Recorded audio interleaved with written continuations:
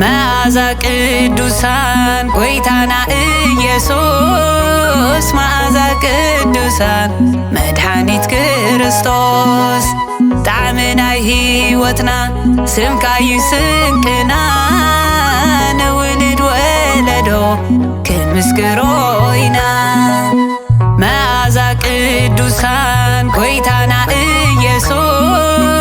መዓዛ ቅዱሳን መድኃኒት ክርስቶስ ጣዕሚ ናይ ሕይወትና ስምካ ይስንቅና ንውልድ ወለዶ ክንምስክሮ ኢና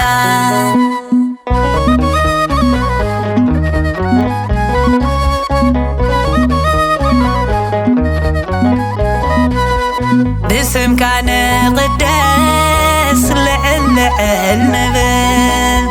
ኣብቲ መጓሰኻ ፀጊብና ንውዕል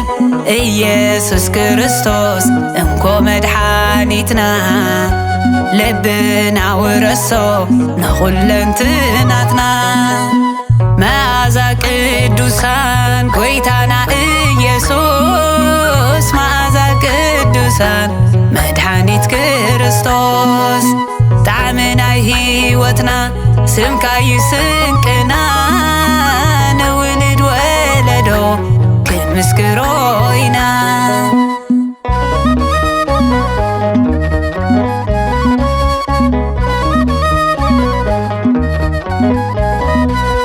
ንዓኻ ኣሚኑ መን እዩ ዝሓፈረ ስምካ ተደጊፉ መን እዩ ዝኸሰረ ሓባሪ መንገዲ መራሒ ሕይወትና ኣብ ኩሉ ጉዕዘና ዘይተፈለየና መዓዛ ቅዱሳን ጎይታና ኢየሱስ መዓዛ ቅዱሳን መድኃኒት ክርስቶስ ጣዕሚ ናይ ሕይወትና ስምካ ይስንቅና ንውልድ ወለዶ ክንምስክሮ ኢና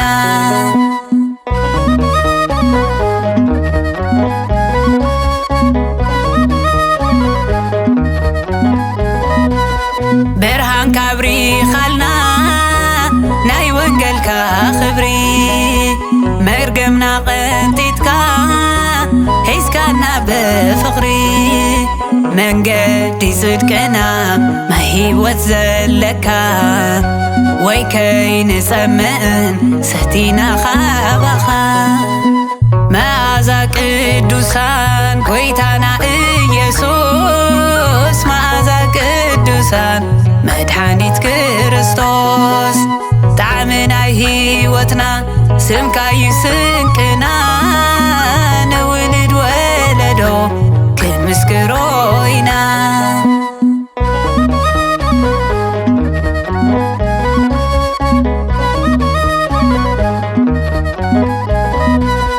መንገዲ ናይ ሞትና ብኣኻ ተዓጽዩ ደምካ ሓጺቡና መልክና ውን ጸርዩ ስምና ጽሒፍካዮ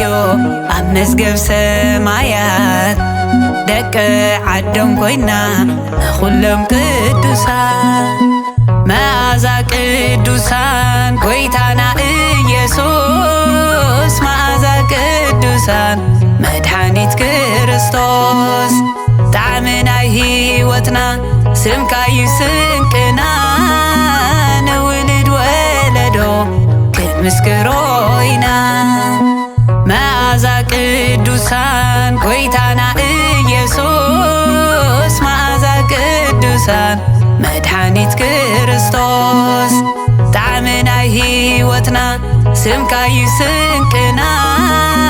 ንውልድ ወለዶ ክንምስክሮ ኢና